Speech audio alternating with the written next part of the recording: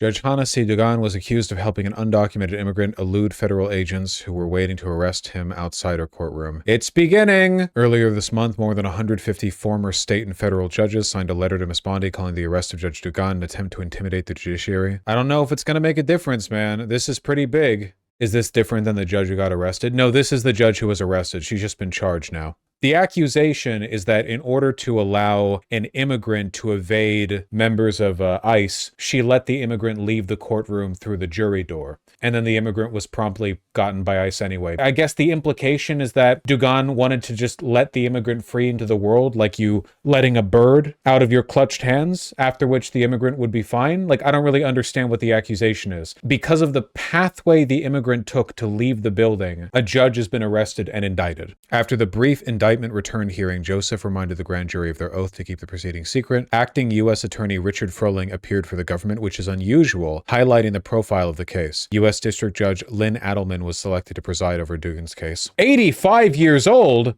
This guy? The guy whose Wikipedia profile picture looks like it was taken by the first camera ever invented? An American lawyer, judge, and former politician. He has served as a U.S. District Judge for the U.S. District Court of the Eastern District of Wisconsin since December 1997 after being appointed by Bill Clinton. He was born in 1939. Check his rulings during the civil rights period.